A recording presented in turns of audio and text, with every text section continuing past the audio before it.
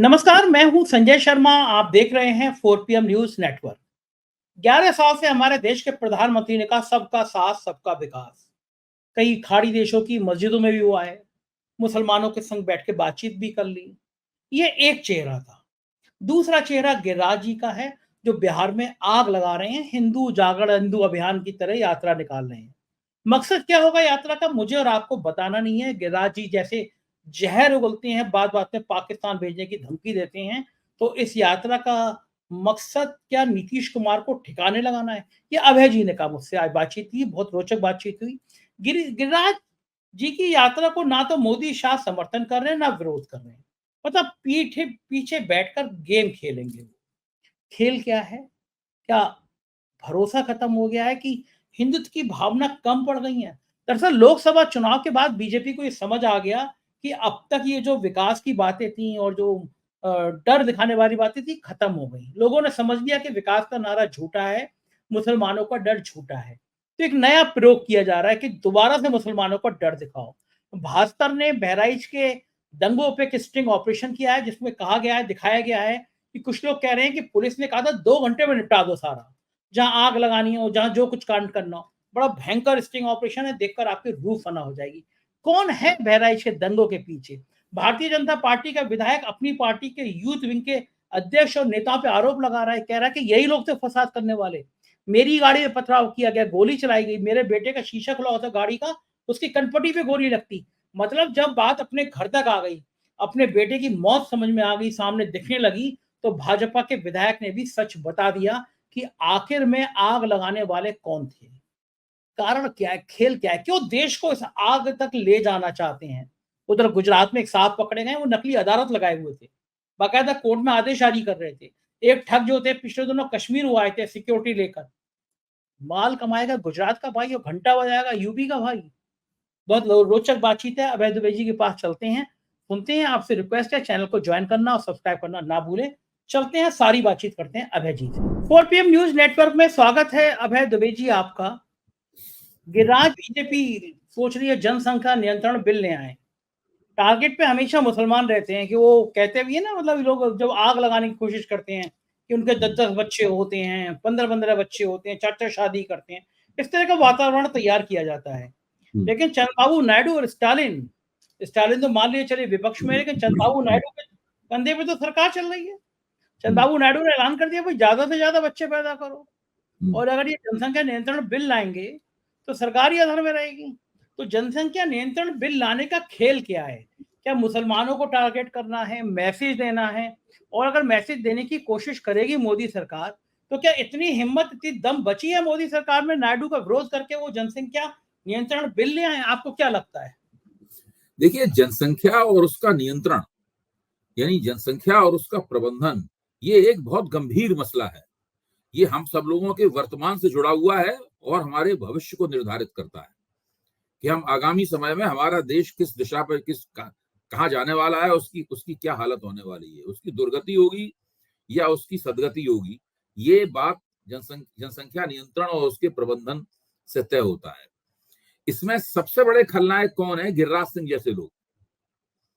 भाई, गिरिराज सिंह इस वक्त बिहार के अंदर एक हिंदू स्वाभिमान यात्रा कर रहे हैं और अपने जो एनडीए की पार्टनर है जनता दल यूनाइटेड, जिसके मुख्यमंत्री हैं नीतीश कुमार बिहार के, उसके विरोध के बावजूद कर रहे हैं।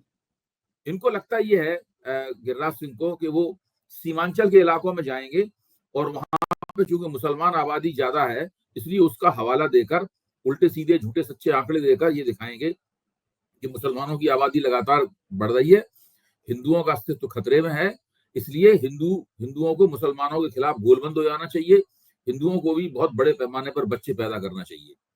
ये पूरी की पूरी उनकी कवायद झूठ पर टिकी हुई है। आज सारे देश के मीडिया में जनसंख्या किसकी कहाँ कितनी बढ़ रही है, किसकी दर क्या है, ये सब के पूरे आंकड़े आ रहे हैं। और उन आंकड़ों में पहली निगाह देख के ही लगता है कि मुसलमानों जो बर्थ रेट है, मुसलमानों का जो जन्म दर है, वो भी हिंदुओं की भांति नीचे गिरा है। फर्क है हिंदुओं की जन्म दर के गिरने में और मुसलमानों की जन्म दर के गिरने में, लेकिन जन्म दर की दर लगातार बढ़ नहीं रही है। उनकी भी दर बहुत तेजी के साथ नीचे गिर रही है। हिंदुओं की दर भी गिर रही है। दरअसल समस्या कुछ और है। समस्या यह है कि अगर अभी से एक जनसंख्या संबंधी नीति नहीं बनाई गई तो 2036 तक आज जो भारत जवानों का देश है वो प्रौढ़ लोगों का पक्की उम्र वालों का देश हो जाएगा। सबसे बड़ी दुश्चिंता यानी सबसे बड़ी एंजाइटी जो है ना, वो इस समस्या भी ये है। इस एंजाइटी की नुमाइंदगी कौन करते हैं? चंद्रबाबू नायडू, जो कि केंद्र में एनडीए सरकार के प्रमुख पार्टनर है। इसकी एक दूसरी एंजाइटी है जिसको वाणी दी है तमिलनाडु के मुख्यमंत्री एम.के. स्टालिन ने। एम.के. स्टालिन का कहना यह है कि अगर तमिलों की आबादी नहीं बढ़ी तो अभी जब 2026 में या जब कभी लोकसभा का परिसीमन होगा तो परिसीमन में तमिल और पूरे दक्षिण भारत में लोग पूरी तरीके से पिछड़ जाएंगे, क्योंकि परिसीमन का जो फार्मूला पिछले परिसीमन में इस्तेमाल किया गया था, अगर उस फार्मूले को इस्तेमाल किया जाएगा तो उत्तर प्रदेश में तो 150 सीटें बढ़ जाएंगी। सही बात है। और दक्षिण भारत में कुल मिलाकर 36-37 सीटें ही बढ़ पाएंगी पूरे दक्षिण भारत में। वो अकेले उत्तर प्रदेश में ही 150 सीटें बढ़ जाएंगी। उसमें बिहार की बढ़ी हुई सीटों को और मध्य प्रदेश की बढ़ी हुई सीटों को और जोड़ लीजिए तो जो उत्तर भारत या हिंदी पट्टी है वो बहुत ज्यादा आगे निकल जाएगी। और पूरे दक्षिण भारत को केवल इसलिए दंडित होना पड़ेगा क्योंकि उन्होंने उस वक्त आबादी कम करने के लिए ईमानदारी पूर्ण प्रयास किए जब भारत की आबादी बहुत तेजी के साथ बढ़ रही थी और हम सब लोग आबादी के बढ़ने से चिंतित थे। ठीक बात है, बिल्कुल सही बात है।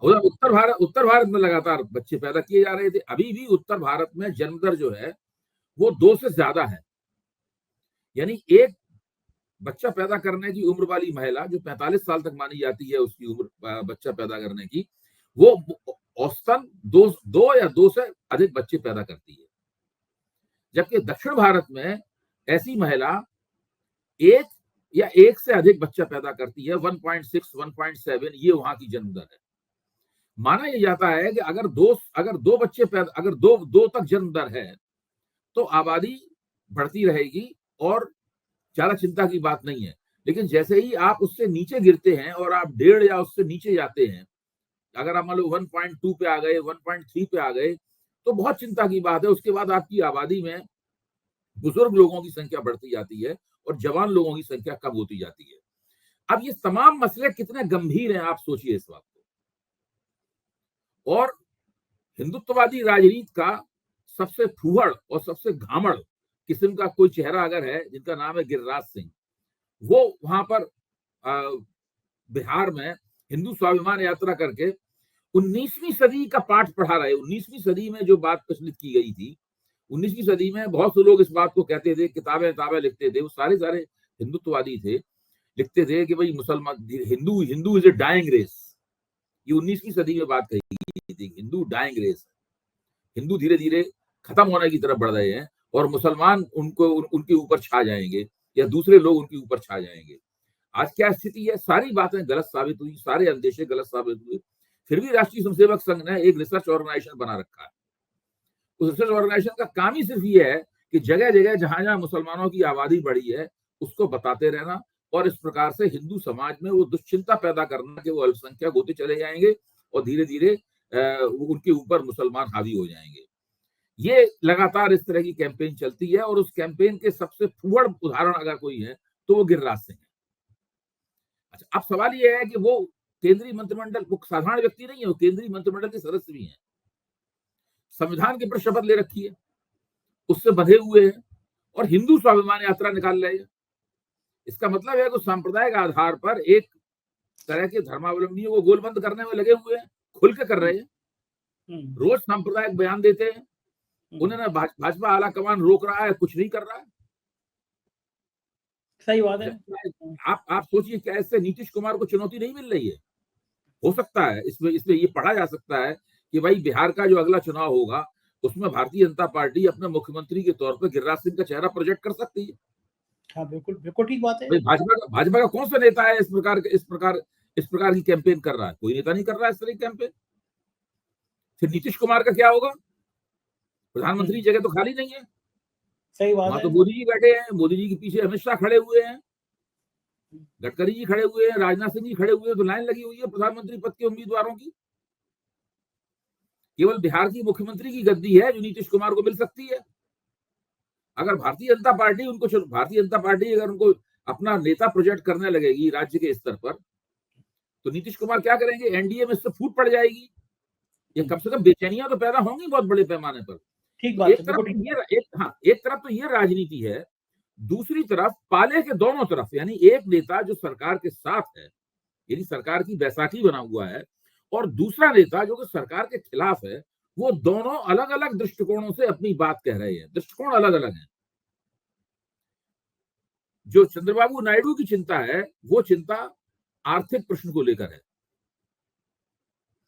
और स्टालिन की जो चिंता है, वो चिंता मुख्य तौर पर प्रतिनिधित्व के सवाल को लेकर है, नुमाइंदगी के सवाल को लेकर है। ऐसी बात नहीं कि चंद्रबाबू नायडू ये नहीं मानते हैं कि नुमाइंदगी का संकट है। दोनों ने फोकस कहां किया दोनों की बात पर। यह बहुत ही गंभीर बात है। इसके ऊपर केंद्र सरकार क्या सोच रही है, प्रश्न इस बात का है। केंद्र सरकार का जो एक प्रतिनिधि है, वो तो सांप्रदायिकता फैला रहा है इस सवाल को लेकर। तो केंद्र सरकार क्या सोच रही है? क्या केंद्र सरकार ने इस बात पर चिंतन करने के लिए कोई थिंक टैंक बनाया है?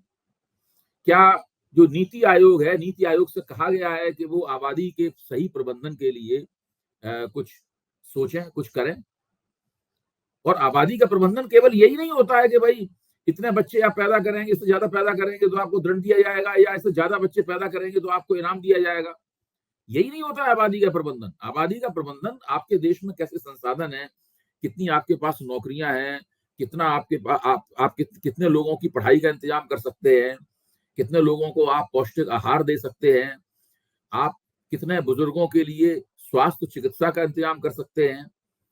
इन तमाम बातों को ध्यान में रखकर, ये बहुत बड़ी और मुश्किल कवायद है, इन तमाम बातों को ध्यान में रखकर आप जनसंख्या की नीति बनाते हैं।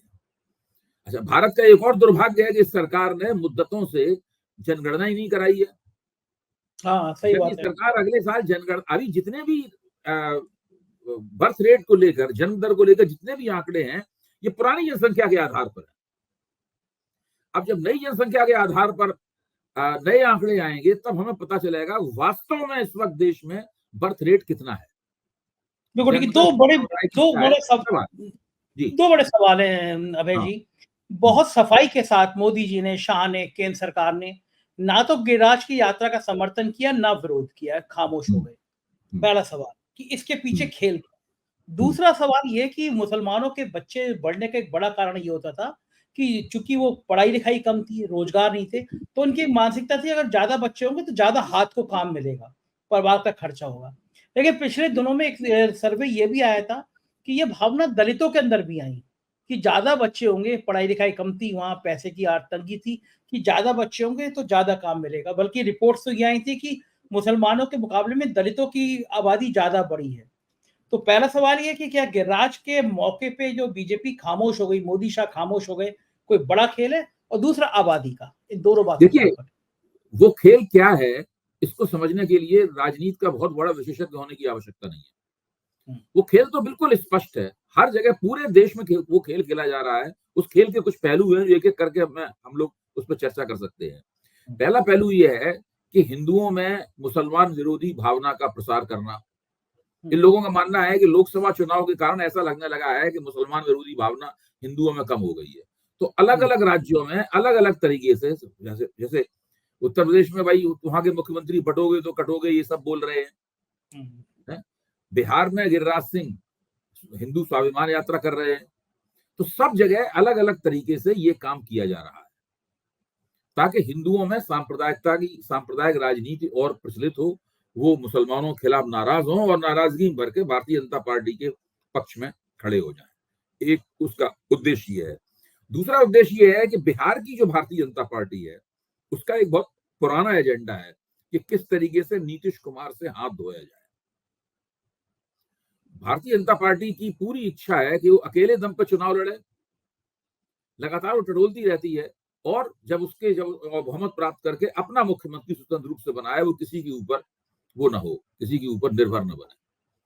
तो इसके लिए भारतीय जनता पार्टी हमेशा लिटमस टेस्ट करती रहती है, हमेशा टटोलती रहती है।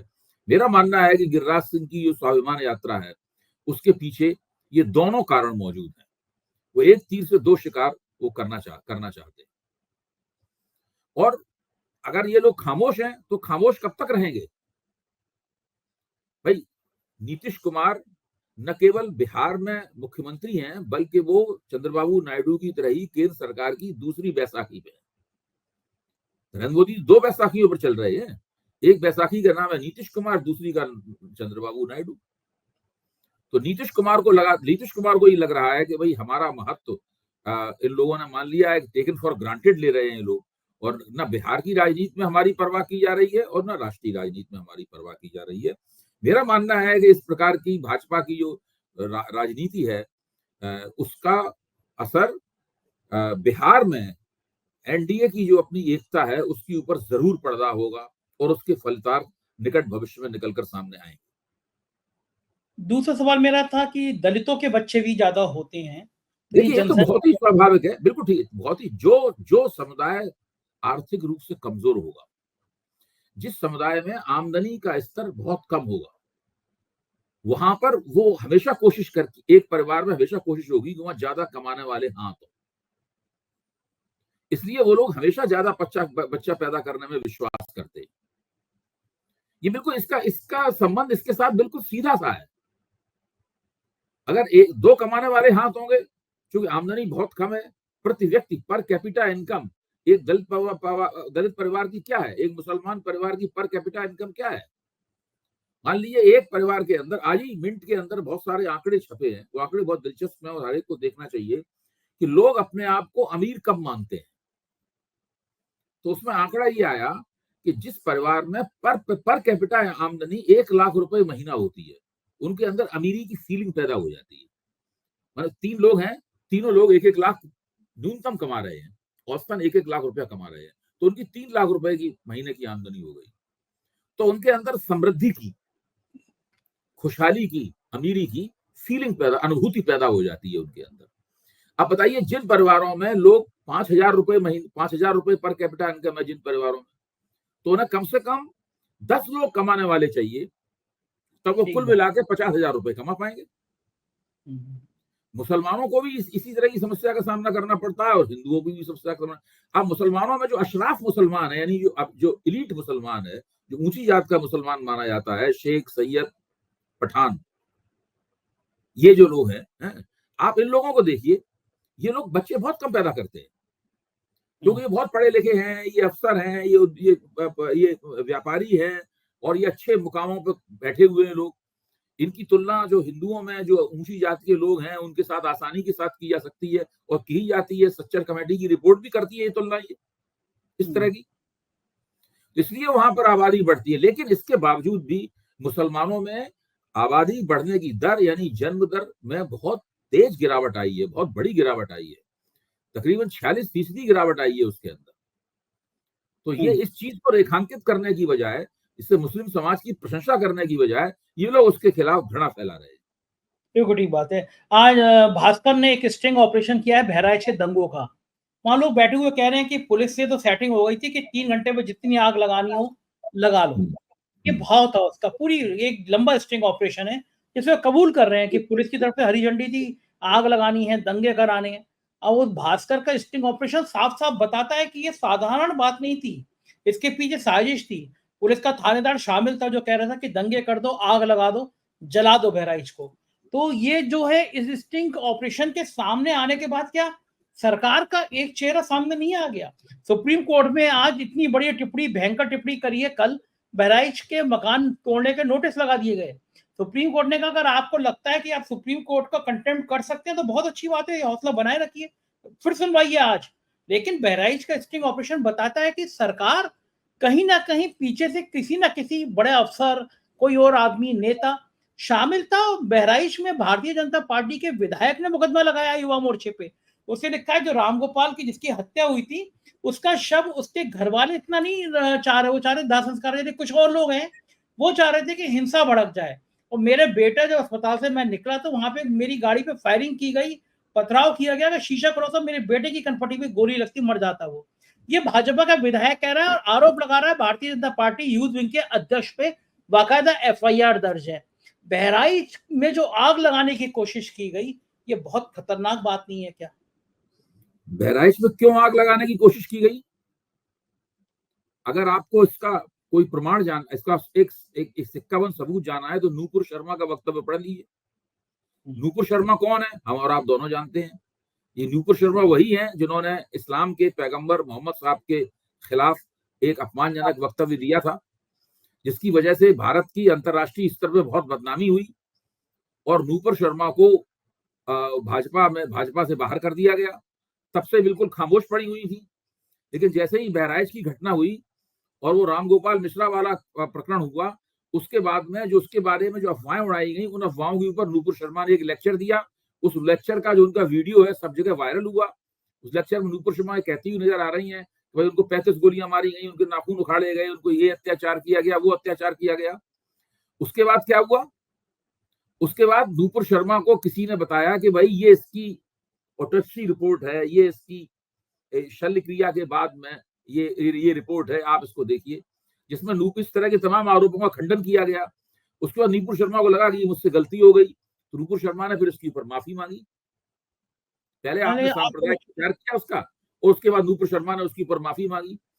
तो ये मैं केवल एक प्रमाण के तौर पे कह रहा हूं कि बहराइच की घटना का हिंदुत्ववादी भारतीय जनता पार्टी वाले लोग किस तरह का इस्तेमाल करना चाहते हैं, लेकिन इस्तेमाल ठीक से कर नहीं पा रहे हैं। ये दिक्कत है। लोग समझ गए ना, लोग भी समझ गए हैं और भाजपा के अंदर भी कुछ, जैसे वो एमएलए का जो कहना है, उसने रिपोर्ट लिखाई, जो आरोप लगाया युवा मोर्चे के नेता के ऊपर, उससे निकल के आती है। मेरा कहना यह है कि अब चुनौती पूरी तरीके से योगी सरकार के सामने है, उत्तर प्रदेश पुलिस के सामने चुनौती है कि वो इस स्टिंग ऑपरेशन का, भास्कर के स्टिंग ऑपरेशन का खंडन करें। वो कहें कि स्टिंग ऑपरेशन गलत है। भाई कुछ तो कहिए आप, स्टिंग ऑपरेशन हो गया, तथ्य लोगों के सामने आ गए, अब आप कुछ तो कहिए कि ये गलत है, सही है, क्या है, इसमें क्या गड़बड़ी है, इसका पद्धति इसकी गलत है, क्या है, कुछ तो कहिए इसके बारे में। ये चुप्पी क्यों है इतनी? इस बात का सबूत है कि इनकी पूरी साजिश थी, उसकी पोल खुल चुकी है।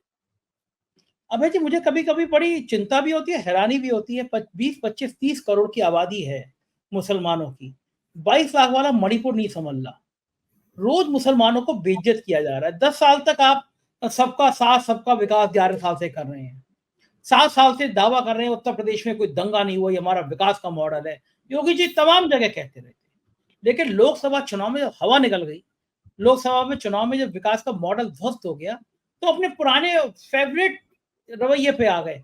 महाराष्ट्र के चुनाव में योगी आदित्यनाथ के होर्डिंग लगे हैं, उसपे लिखा हुआ है कटोगे अगर बटोगे तो कटोगे। इस लाइन का क्या मतलब है जो आप बता रहे हैं? कि मान लिया जाए कि उत्तर प्रदेश एक बार फिर से सांप्रदायिक हिंसा की आग को जलाने को, झेलने को अवशक्त हो गया है, अभी और साजिशें होती रहेंगी, और फिर मुसलमानों के मन में जो डर हो रहा है, ये जो आशंका हो रही है, वो जो आतंकित हो रहे हैं, मोहल्ले मोहल्ले में उनको कमेंट सुनने को मिल रहे हैं। बहराइच वाली घटना में दिल्ली गया, मेरे एक बहुत पढ़े लिखे मित्र, वो कहने लगे देखो कितनी बुरी तरह से रामगोपाल को मारा गया, इसके नाखून उखाड़े। मैंने कहा झूठ है ये, तो बोले नूपुर शर्मा का बयान आपने सुना नहीं क्या? तो आपको तो काम, कितने नूपुर शर्मा माफी मांग ले, आपको तो काम हो गया। तो ये मान लेना चाहिए कि जो विकास का मॉडल आप कह रहे थे वो झूठ था, और अब उत्तर प्रदेश में इन उपचुनाव को जीतने के लिए किसी भी सीमा तक कुछ भी लोग जाएंगे। नहीं, मैं आपकी इस टिप्पणी से बिल्कुल सहमत हूं। यही सब हो रहा है। उत्तर प्रदेश में बहराइच के जरिए हो रहा है, बिहार में गिरिराज सिंह की हिंदू स्वाभिमान यात्रा के जरिए हो रहा है। सब जगह अलग अलग मॉडल है, हर प्रदेश में अलग अलग तरीके से ये सब इस तरीके काम किए जा रहे हैं कि किस तरीके से सांप्रदायिकता फैलाई जाए। आप भाजपा के नेताओं से अलग व्यक्तिगत रूप से मिलिए, उन्हें पूरा भरोसा हो कि उनकी बात कोट नहीं की जाएगी, उनका नाम नहीं लिया जाएगा। वो साफ कहते हैं कि हम लोग बहुत ज्यादा हिंदू मुसलमान करने वाले हैं, तो पहले से वो कर ही रहे हैं। उनको लोकसभा के चुनाव में जो झटका लगा है ना, उससे थोड़ा बहुत घबरा गए। उनको लगा कि भाई जो हिंदू एकता हम बनाते थे, हमारी जो बेअसर हो गई। हम मानते थे कि ये लोग स्थायी रूप से मुसलमान विरोधी है, लेकिन मुसलमान विरोधी तो ये लोग नहीं निकले। हमें वोट जरूर देते थे, लेकिन मुसलमान विरोधी नहीं थे। तो ये सब पूरी बात निकल कर आ गई है। लेकिन मुझे कहीं ना कहीं विश्वास है कि भाजपा वाले कितनी भी कोशिश कर लें, कितने भी बहराइच जैसी साजिशें कर लें, लेकिन अब पुराना जो मुसलमानों का भय दिखाकर हिंदुओं को गोलबंद करने का जो हथकंडा था, ये हथकंडा अब परवान नहीं चढ़ने वाला है।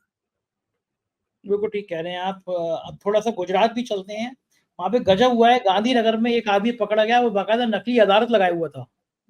मतलब वो उसकी बाकायदा अदालत थी, चपरासी था, अर्दली था, तो 100 एकड़ जमीन पे उसने किसी के नाम ऑर्डर कर दी थी, कब्जे आ रही थी। आपको याद होगा गुजरात का एक व्यक्ति कश्मीर पहुँच गया था।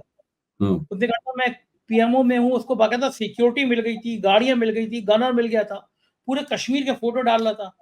अब वो एक गांधीनगर में भाई साहब मिले हैं, वो बाकायदा जज बन गए थे, अदालत लगा ली थी उन्होंने, अदालत से फैसले। ये गुजरात मॉडल जो है, जो देश में लाया जा रहा था, ये क्या मॉडल अभी अभी और कुछ देखने को बाकी है भाई कि देखिए, गुजरात इसीलिए भारतीय जनता पार्टी वाले आपको टुकड़े टुकड़े गैंग कहते हैं। भाई सही बात। आपको और हमारे ऐसे लोगों को टुकड़े टुकड़े गैंग क्यों कहा जाता है? हम लोग इस तरह की बातें करते हैं। हुँ, जैसी बात आप कर रहे हो, मैं आपकी बात का समर्थन करूंगा, आप जानते हैं। हुँ, तो ये हम दोनों दरअसल टुकड़े टुकड़े गैंग के मेंबर हैं, इस बात को ध्यान रखिए। कुछ भी कहने से हुँ, पहले सोच लिया कीजिए। गुजरात में कोई अदालत फर्जी हो कैसे सकती है? गुजरात का सही तो बात। हर व्यक्ति जज है, हर व्यक्ति की हैसियत वो है, वो कुछ भी करेंगे वो। हुँ, यहाँ तो हालत ये है कि किसी सरकारी अधिकारी का अगर लोगों को पता लग जाए इनका ट्रांसफर गुजरात हो गया है या गुजरात में से कोई नियुक्ति मिल गई है, तो उसमें उसको लोग इस तरह से देखने लगते हैं कि इनको सुरखाब का पर लग गया है। गुजरात सही जो बात। है, धरती पे कश्मीर स्वर्ग होगा, लेकिन गुजरात भारत का स्वर्ग है। बिल्कुल गुजरात ठीक की बात। एक ऐसी खास बात है, इस वक्त देखिए ना महाराष्ट्र में जो महाविकास आघाड़ी है, वो कह रही है कि हमें गुजरातियों से महाराष्ट्र को बचाना है, महाराष्ट्र को महाराष्ट्र बने रहना है। वो तो चुनाव में मुद्दा बनाने वाले हैं इस बात को। हुँ, गुजरातियों का जो महाराष्ट्र में अतिक्रमण हो रहा है, जो महाराष्ट्र का सामान, महाराष्ट्र का उद्योग गुजरात जा रहा है, ये सब जो हो रहा है, इस अतिक्रमण का वो लोग तो बहुत बड़ा मुद्दा बनाने वाले हैं। बात तो ठीक है वैसे। यूपी में चाहे अयोध्या में ठेके हों, इलाहाबाद के ठेके हों, सब गुजराती भाई। एक नारा तो हम लोग अपने स्लोगन में कहते हैं कि माल कमाएगा गुजराती भाई, घंटा बजाएगा यूपी और बिहार का भाई। तो लोगों को घंटा बजाने का काम दे दिया गया कि हाँ, जाओ किसी के घर पे भी झंडा बदल दो, झंडा उतार के दूसरा झंडा लगा दो, कावड़ यात्रा निकाल दो, माल कमाएगा गुजरात का भाई। कभी झंडा उतारते हुए गुजरात का भाई नज़र नहीं आता, लेकिन पता नहीं ये मुल्क को किधर ले जाएँगे। फिलहाल बहुत रोचक बातचीत के लिए बहुत-बहुत शुक्रिया अभय जी, आपने इतनी बातचीत की। धन्यवाद, थैंक यू। तो ये थे अभय द्विवेदी जी, पूरी बातचीत आपने सुनी। मुझे लगता है कि काफ़ी आपको समझ आया होगा राजनीति के विषय में। अपना प्यार बनाए रखिएगा। शुक्रिया, थैंक यू।